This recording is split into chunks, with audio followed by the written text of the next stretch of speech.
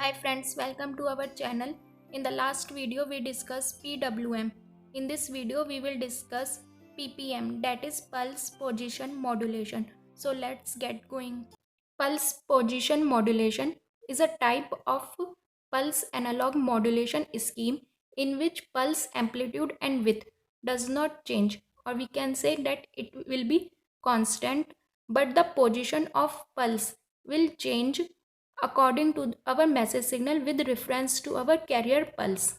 If we want to understand the concept of pulse position modulation in the simple language, then let's assume that the rectangular pulse train is our carrier signal and it change according to our message signal.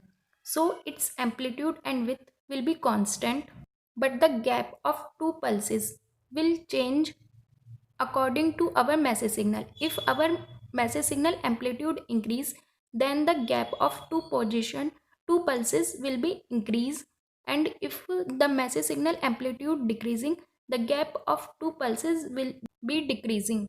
Now we will try to understand the concept of ppm with the help of this diagram.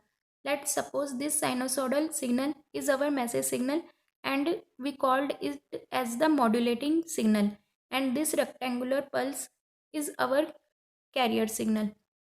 To generate the ppm, first we generate the pwm. How we generate the pwm signal from our modulating signal, we discussed this in a detailed manner in the last video. If you are directly watching this video, so please watch my last video for the better understanding of the concept. Once our PWM signal is generated, we passed it through the monostable multivibrator and the resultant signal will be our PPM signal. In this diagram, it is clear for the generation of PWM signal, as the message signal amplitude increases, the width of the pulses increase, and as the amplitude of the message signal is decreasing, the pulse width will be decreasing. So the resultant signal, we called it as the PWM signal. Now this PWM signal will work as a trigger for this monostable multivibrator. To generate PPM signal, we use negative edge triggered. What is negative edge triggered? When we provide a negative edge trigger to this monostable multivibrator, that is, our pulse is moving from position 1 to 0. In the description of pulse, we discussed that when we move from 0 to 1, this is called as the leading edge, and when we move from 1 to 0, this is called as the trailing edge. So the trailing edge will called as the negative edge triggered.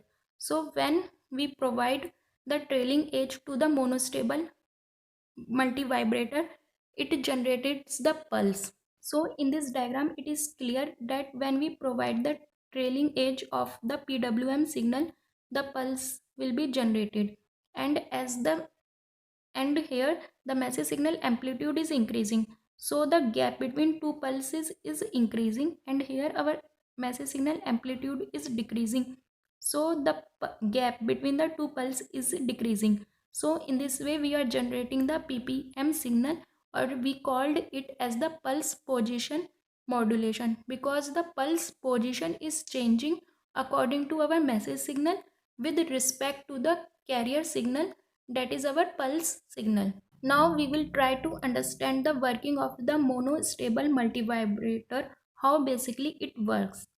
Monostable multivibrator has two states. One is unstable state and one is stable state.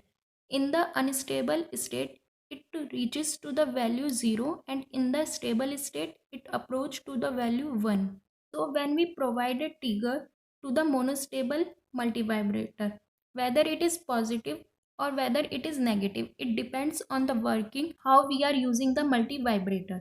So when we provide a trigger, it generates a stable state for a very short duration of time, then again it reaches to the unstable state. So as the negative edge of the PWM signal reaches to the monostable multivibrator, it generates the pulse, and again it reaches to the unstable state. So in this way we are generating the ppm signal.